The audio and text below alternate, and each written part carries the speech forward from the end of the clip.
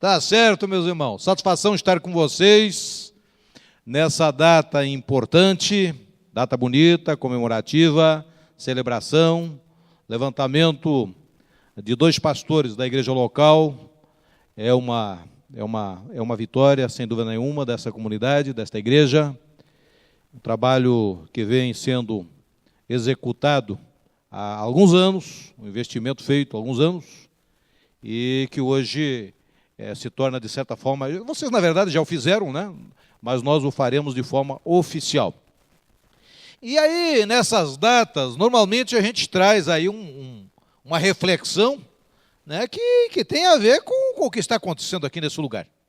E eu lembrei de uma dessas minhas viagens, indo para o Mato Grosso do Sul, e lá na fronteira com o Paraguai, existe um grupo de operação de fronteira, que é uma polícia especial que presta contas ao secretário de Segurança Pública do Estado do Mato Grosso do Sul, quando presta, né? Muitas vezes não presta, né? Não presta contas, e age por conta própria. Então é um grupo até temido na fronteira.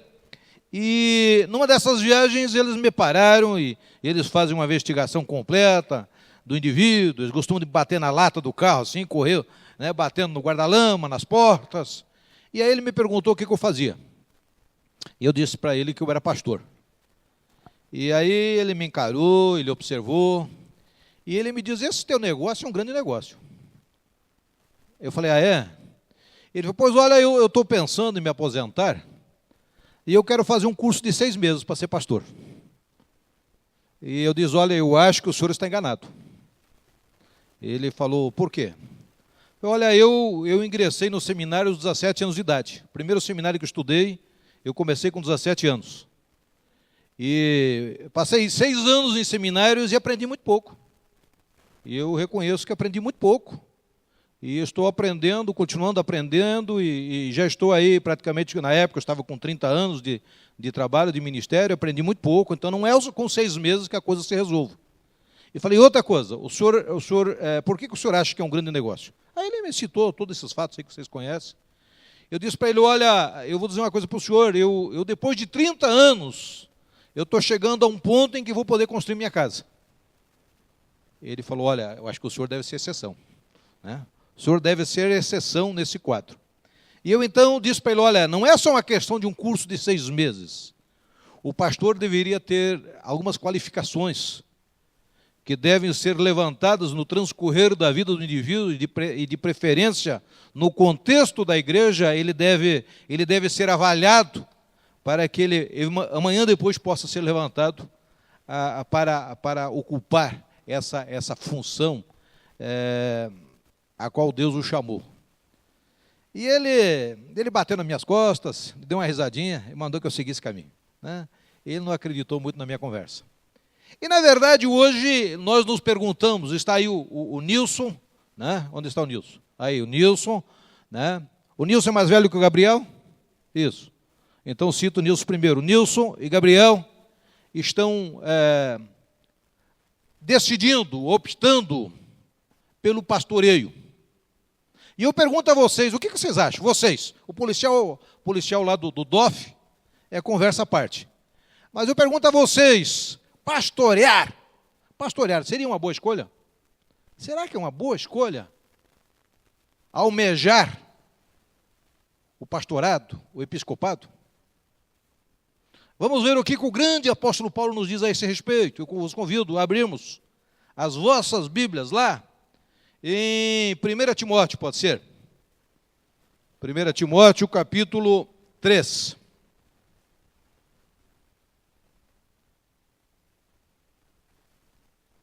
1 Timóteo, capítulo 3, os versos 1 em diante. E nós leremos o parecer de Paulo e leremos também as qualificações desejadas. Capítulo 3, verso 1 diz: fiel é a palavra, ou seja, fiel é o ditado. Se alguém aspira ao episcopado, excelente obra almeja. É necessário, portanto, que o bispo, o pastor, o presbítero, seja irrepreensível, esposo de uma só mulher, temperante, sóbrio, modesto, hospitaleiro, apto para ensinar, não dado ao vinho, não violento, porém cordato, inimigo de contendas, não avarento, e que governe bem a própria casa, criando os filhos sob disciplina, com todo respeito. Pois se alguém não sabe governar a própria casa, como cuidará da igreja de Deus? Não seja neófito, para não suceder que se ensoberbeça e incorra na condenação do diabo. Pelo contrário, é necessário que ele tenha bom testemunho dos de fora, a fim de não cair no opróbrio e no laço do diabo. E semelhante também para os diáconos. Ok? Vamos orar? Senhor Jesus, muito obrigado pelo privilégio de estarmos aqui juntos nessa noite, nesse propósito de orarmos juntos com esses jovens pastores que estão sendo reconhecidos por esta igreja local. Muito obrigado por tua palavra, porque é ela que nos norteia, não só nesses momentos, mas em todos os momentos da nossa vida. E, portanto, te agradecemos pelo privilégio de sabermos, de fato, o que o Senhor espera de nós. E é com gratidão que nós oramos e rogamos que o Espírito do Senhor nos ilumine no entendimento, na sabedoria e também no prazer de vivermos a tua palavra. Em nome de Jesus que nós oramos. Amém? Muito bem, meus irmãos, então o Paulo diz, fiel é a palavra, fiel é o ditado. Se alguém aspira ao episcopado, excelente obra almeja. Aqui me parece, e a maioria dos estudiosos entendem, que era um ditado popular, que se diz, olha, excelente profissão almeja. E nesse caso, ela é aplicada ao episcopado, ao bispo, à área eclesiástica, ao supervisor. O comentário da editora Evangélica Esperança traduz como presidente, ou seja, a função de coordenar, a função de cuidar de um rebanho. Mais interessante que esse coordenador exige-se, espera-se dele, não só os traços de caráter, mas que ele também tenha condição de ensinar, pela sua conduta e também no momento do magistério, no momento momento didático da igreja, ao pregar, ao aconselhar. E nós vamos ver que a figura do pastor, do presbítero, do bispo, na igreja primitiva e nos textos bíblicos, eles se entrelaçam. E nem sempre é fácil separá-los nas suas funções, e por muitas vezes eles são análogos, eles são similares nas suas funções. Vamos ver que depois o bispo passa a ter uma função um pouco diferente mais tarde. Mas se nós olharmos a igreja primitiva, na grande maioria das vezes em que os grandes escritores da Bíblia, os homens de Deus, especialmente Paulo, quando ele se refere à igreja local, e ele se refere à liderança, geralmente ele se refere à liderança no plural. Ou seja, havia a expectativa de que as igrejas fossem regidas, conduzidas, administradas por um colegiado de ministros, de homens, e que cuidassem desta igreja. A verdade é que, no princípio do primeiro século, ali no início da igreja, parece que a figura do pastor Gabriel Nilson, a figura do pastor, do bispo, do presbítero, ela não era a função mais importante da igreja. Me parece que a grande parte dos comentaristas entendem que lá na igreja primitiva, o mestre e o profeta ocupavam uma função proeminente na igreja. E o bispo, o presbítero, aquele que coordenava, que supervisionava, não tinha exatamente um destaque. E talvez por isso também a palavra de ensino. Fiel é a palavra, fiel é o ditado. Se alguém aspira ao episcopado, excelente obra almeja. No entanto, vocês viram, eu li aí para vocês, mesmo que esse indivíduo talvez não tivesse aquela proeminência, mas esperava-se dele, ao conduzir o rebanho, que ele tivesse traços de caráter. Irrepreensível, esposo de uma só mulher, temperante, sóbrio, modesto, hospitaleiro, apto para ensinar, não dado ao vinho, não violento, porém cordato, inimigo de contendas, não avarento, que governe bem a casa, criando os filhos sob disciplina, com todo respeito, não seja neófito, ou seja, principiante na fé, para não se suceder que se ensoberbeça e incorra na condenação do diabo. É necessário que ele tenha bom testemunho dos de fora, onde ele trabalha, onde ele vive, a fim de não cair no opróbrio e no laço do diabo.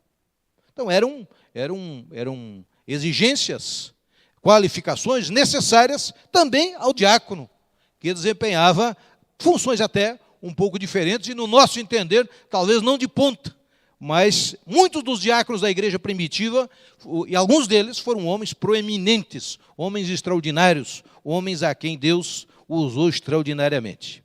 Agora, já no final do primeiro século, findando-se ali o primeiro século, na medida que os pais da igreja, os apóstolos, estavam morrendo, e mesmo entre os apóstolos surgem lideranças mais fortes e proeminentes nas igrejas locais. E aí há quem diga que Pedro foi uma das lideranças proeminentes, pois olha, se nós estudarmos os comentários e um pouquinho da história eclesiástica, nós vamos ver que Tiago, irmão de Jesus, teve funções mais proeminentes do que Pedro naqueles dias.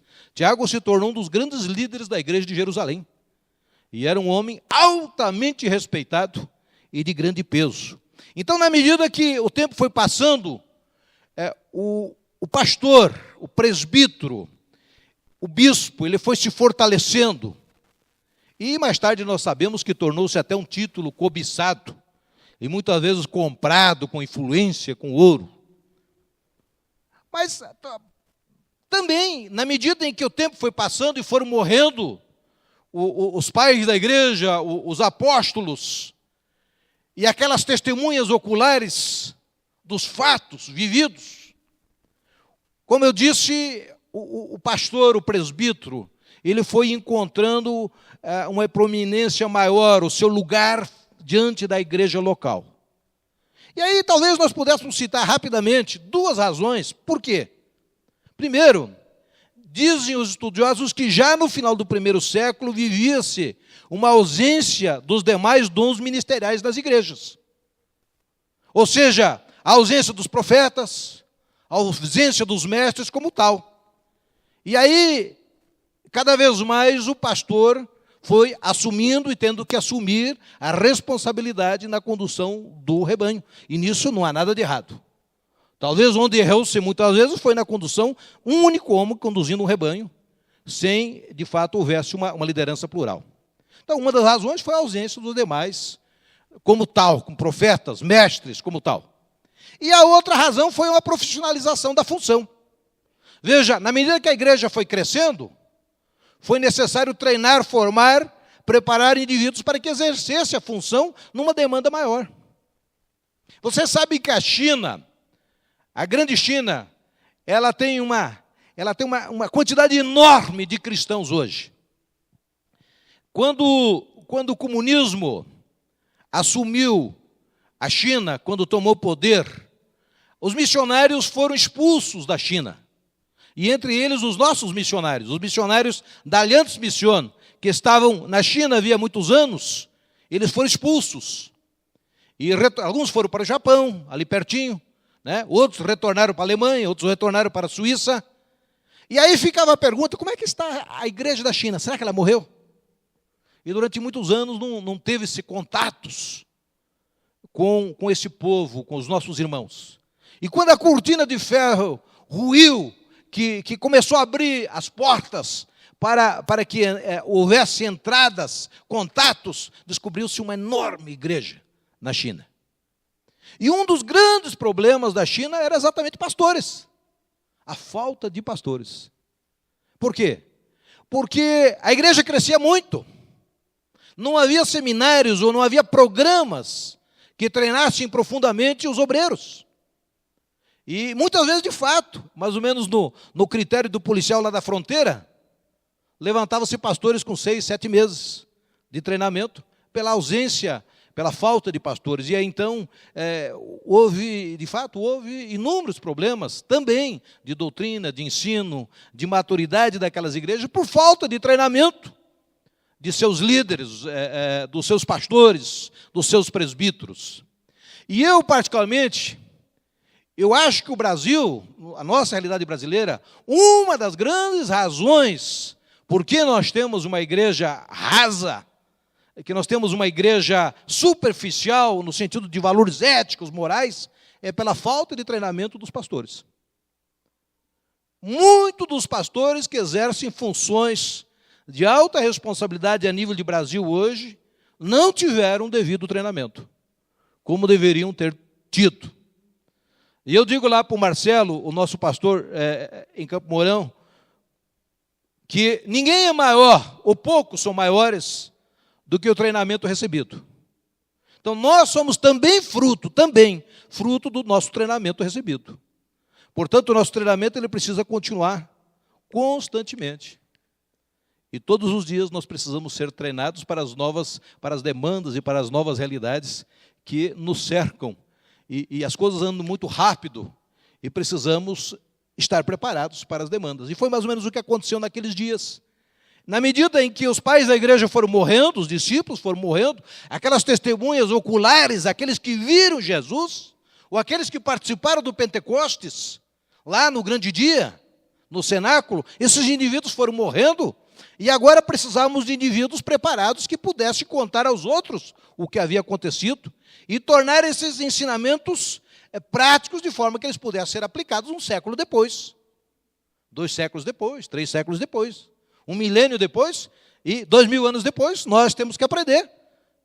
Os que ensinam na igreja, temos que aprender, temos que saber como eu aplico as Escrituras depois de 2000 anos, para torná-la realidade em nossos dias, de forma que ela não seja só uma teoria, mas ela se torne uma prática. E veja, meus irmãos, como eu disse, o pastor, o bispo, ele foi se estabelecendo, muitas vezes criando força maior, depois foram surgindo paróquias, né? Essa paróquia é uma palavra, se não me engano, do direito romano, que está associado a um grande território, um vasto território, e aí foram surgindo pastores, bispos, e muitos desses bispos simplesmente correndo e buscando um título, buscando poder. Mas o clamor pelo pastoreio é um clamor antigo. Se vocês olharem, meus irmãos, o Velho Testamento, nós veremos que inúmeras vezes há um clamor profundo na nação de Israel pela ausência de pastores, pela falta de pastores. Pastores segundo o coração de Deus. E é interessante que Jesus, quando ele vem, Jesus reforça essa necessidade. Jesus reforça essa necessidade. Eu acho interessante que Mateus 9 diz que, olhando Jesus e vendo as multidões, ele se compadeceu delas, porque estavam aflitas e exaustas como ovelhas que não têm pastor. E então se dirigiu a seus discípulos e disse: a seara, na verdade, é grande, mas os trabalhadores são poucos. Rogai, orem ao Senhor da seara, que mande trabalhadores para a sua seara. Então Jesus manda orar, não necessariamente por dinheiro, por recursos, mas Jesus manda orar por indivíduos. Manda orar por pessoas, para que o Senhor da seara, o próprio Deus, o Espírito do Senhor, que é o maior interessado, que Ele levante pessoas que tenham chamado, que tenham vocação, que tenham a ciência da urgência dessa tarefa. E se nós olharmos aqui, irmãos, rapidamente, poderíamos tirar três realidades que ainda, Gabriel, Nilson, a igreja local, que ainda estão presentes em nossos dias. Jesus disse que as multidões estavam aflitas e exaustas, ou seja, a urgência do socorro. Porque se um rebanho está aflito e exausto, irá ocorrer uma tragédia. E é preciso intervir com cuidado. Se nós olharmos hoje, irmãos, a realidade persiste. Hoje nós temos a falta de obreiros qualificados, é verdade. E muitas vezes, até por rebeldia do rebanho, é verdade. E nesse rebanho estão incluídos os próprios pastores. Mas há uma urgência, porque se nós olharmos hoje, vocês assistem notícias todos os dias, vocês verão que há uma urgência de socorro. Olhem para a Cracolândia de São Paulo, não é verdade? É uma realidade nossa. Olhem para o povo Guarani Kaiowá do Mato Grosso do Sul. Um povo de 40 mil indígenas, destruídos socialmente, perdidos sociologicamente,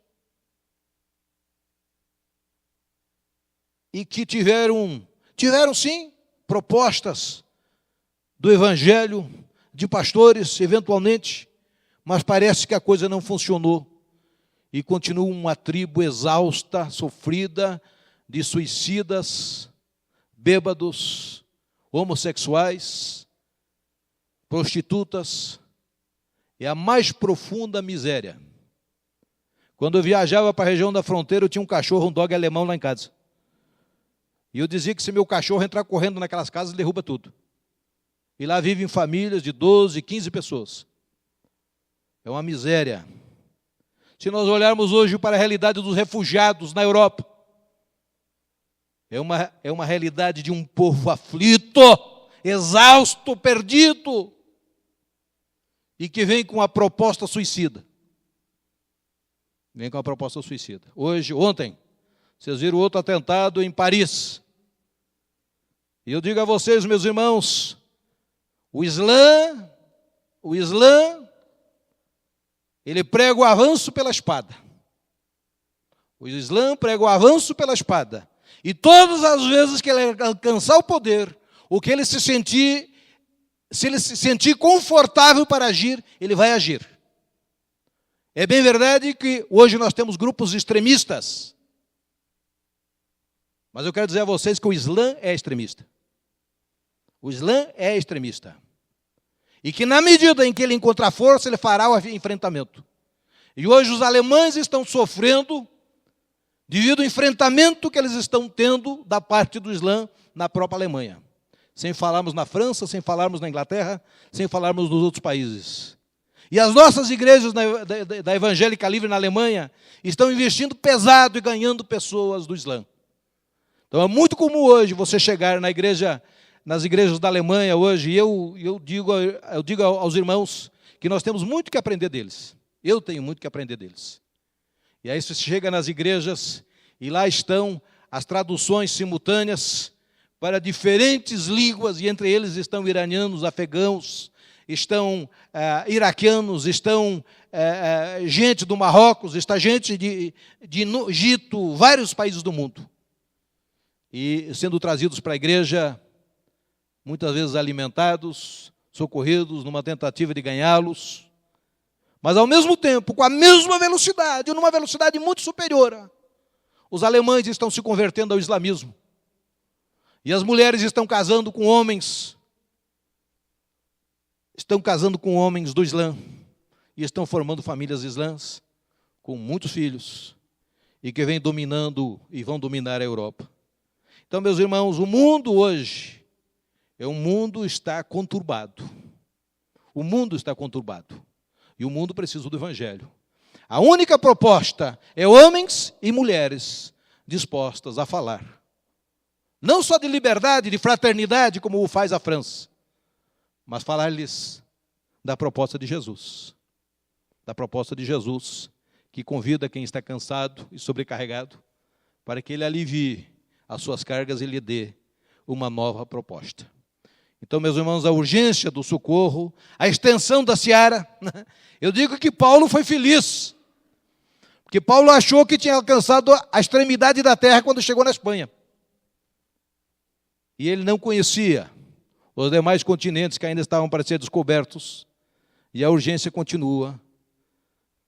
A falta de obreiros também continua, viu, Nilson, Gabriel? os jovens que aqui estão, há uma falta de obreiros. Essa demanda sempre foi real e continua. Agora eu quero dizer que para o obreiro qualificado não falta campo nem oportunidade. Para o obreiro qualificado não falta campo nem oportunidade. Para o obreiro diligente, preparado e de caráter, não há desemprego. Não há desemprego. No entanto, não é algo que alguém deva abraçar sem convicção, chamada de vocação. O Senhor da Seara é quem chama. É Ele quem chama. Temos exemplos de chamados radicais, desde o Antigo Testamento. Chamado da maioria dos discípulos foi de forma radical e irrevogável. Havendo chamado, cabe obediência. A fuga não é uma boa opção. Apesar da possibilidade do pastor ser mandado para o meio de lobos, na condição de cordeiro. Vocês já viram aquele filme Mercenários 2 ou 3? Em que Stallone, Schwarzenegger e um bocado, ele reúne a tropa de elite, o melhor armamento, e o avião velho e vai numa ilha para libertar alguém? Pois os pastores geralmente não são mandados assim, não. Não são mandados assim, não. Geralmente não há uma grande equipe. Geralmente não há um armamento de ponta.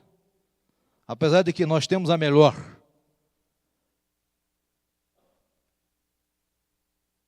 No entanto, irmãos, pela pequena reflexão que eu fiz com vocês, eu quero dizer a vocês que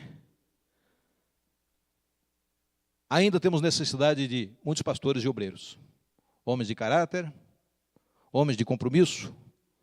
Ainda há um grande campo a ser alcançado, a urgência e a falta de obreiros.